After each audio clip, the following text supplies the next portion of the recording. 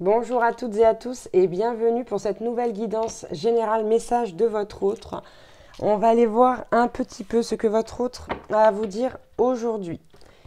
N'hésitez pas, si vous en avez besoin, à me contacter via mon mail ou via ma page Facebook pour une guidance personnalisée et vous retrouverez ces informations comme d'habitude dans la description en dessous de cette vidéo. On va aujourd'hui commencer avec le tarot, un nouveau tarot qui est un tarot manga que je trouve juste trop beau. Donc encore une de mes nouvelles acquisitions. J'espère qu'il vous plaira. Allez, on va commencer par aller voir comment se sent votre autre, ce qui se passe un petit peu de son côté en termes d'émotions. Ok. On a la carte du fou ici, mais qui est à l'envers. Donc il y a vraiment ici, chez votre autre, j'ai la sensation un manque de liberté, un manque d'épanouissement. Il y a cette façon de dire, je ne peux pas faire ce que je veux, je ne suis pas libre, c'est ça. Ok. Je ne suis pas libre. Alors dans quel sens on va le voir? Là ici c'est possible que vous soyez sur une triangulaire, mais ce n'est pas une obligation. Ce message de je ne suis pas libre, c'est surtout cette sensation de se sentir emprisonné. Je ne sais pas pourquoi. Ok. Allez, quel autre message? Bon, pareil, hein, on a le pape qui vient se positionner, de côté, ni à l'endroit, ni à l'envers. Il y a vraiment ici un manque de... Punaise, hein. Je ne trouve pas les mots, mais ça va venir. Je vais prendre d'autres cartes. Hein.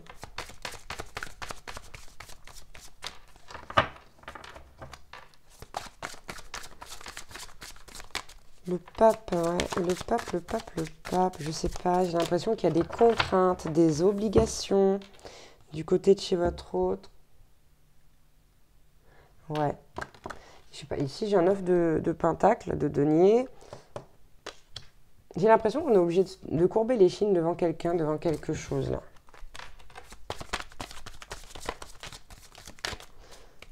Donc si vous êtes sur une triangulaire, peut-être que on courbe les chines devant la partenaire officielle, je ne sais pas, ou devant... Là, il faut vous positionner selon comment ça vous parle. Hein. Bon. De toute façon, on a quelqu'un qui est pas bien ici, avec le 9 d'épée. Hein, vous voyez, on a quelqu'un qui dort mal, qui est tourmenté, qui est tracassé. On a également le 5 de coupe ici. Où on sent qu'au niveau des émotions, ça va pas fort du tout. En fait, ça va pas du tout même. Ça va vraiment pas. Le 8 de bâton à l'envers nous indique aussi que y a une non-communication peut-être qui s'est installée avec votre autre. Ok. Ouais. Il y a un sentiment d'injustice aussi chez votre autre. Là, c'est compliqué. Peut-être avec les parents ici, pour certains. Vous prenez si ça vous parle. On a vraiment envie de changer ça. On a envie de prendre un nouveau départ, de se séparer de ses obligations. Là.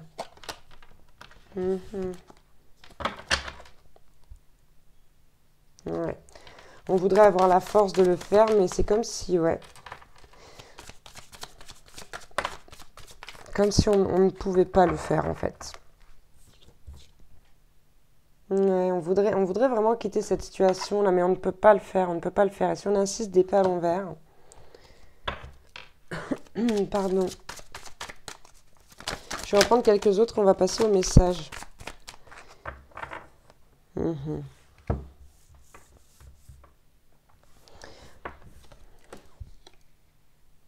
Ouais, puis ici on n'a pas le... L'ermite tombe à l'envers, mais j'ai cette impression, c'est pas qu'on veut pas se retirer ou qu'on veut pas réfléchir ou faire une introspection, c'est qu'on peut pas. C'est comme si, là, il y a quelqu'un, il y a une figure masculine qui nous empêche, donc peut-être un père, un oncle, un concurrent, je ne sais pas, qui nous empêche de faire ce qu'on... Non, ici, c'est vraiment lié à la famille. Hein.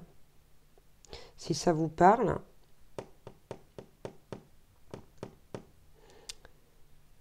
C'est comme si on nous avait... Ouais, moi j'ai plus l'image d'un père ici. Hein. comme si on nous avait conditionné et qu'on voulait sortir de ce conditionnement, mais on ne peut pas. Et c'est un conditionnement, pardon, qui nous empêche d'être le maître de notre vie, qui nous empêche de mener notre vie comme on l'entend, comme on le veut. Ça nous rend triste et malheureux ou malheureuse, hein. Et là, on a pourtant encore cet as de bâton, cette volonté de nouveau départ. Ok. Ici, il y a une situation conflictuelle au niveau familial avec une figure masculine. Pour moi, c'est très clair. C'est le message qui me parle. Ouais, il n'y a rien qui bouge, hein. Il n'y a pas de communication. Le chariot à l'envers, c'est vraiment...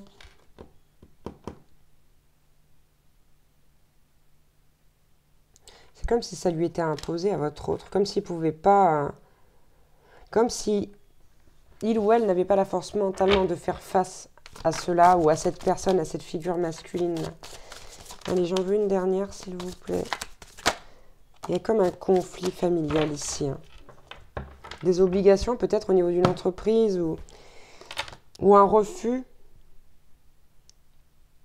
Un refus paternel d'accepter la compagne, le compagnon. Ouais, du coup, on regarde au loin, hein. On ne sait pas quoi faire, on cherche une solution, mais on est complètement coincé, bloqué, on est mal. On a vraiment mal au cœur, là, hein. Ok. On va aller prendre quelques messages avec les 50 nuances de mon autre. L'oracle les 50 nuances de mon autre. Allez, qu'est-ce qu'il nous dit, votre autre? Ok.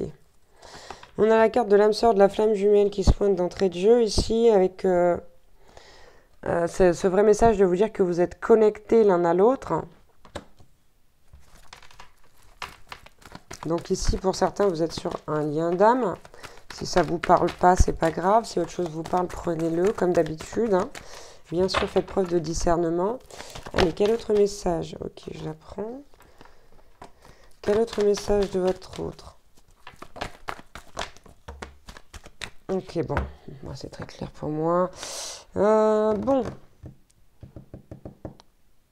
Ici, on est sur une fermeture. J'ai l'impression vraiment que c'est une emprise. J'ai l'impression qu'il y a une emprise, hein, vraiment, du côté du père. C'est vraiment ça que je ressens.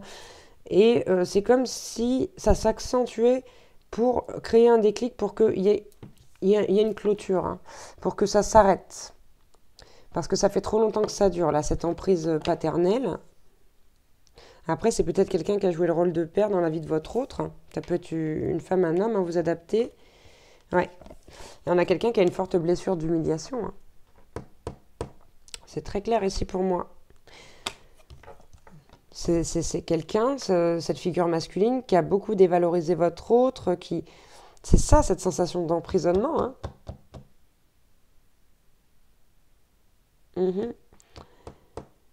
Ok. Ok. Il y en a quelqu'un ici qui a envie de vous donner... qui a envie de vous voir, qui a envie de vous parler, mais qui ne peut pas. Ici, ça peut passer, il y a beaucoup de solutions, ça va parler à plein de gens, mais de façon différente. Il y a des choses, des petites choses qui vont vous parler. Pas forcément toute la guidance, ça va même être le cas pour très peu de gens que toute la guidance vous parle.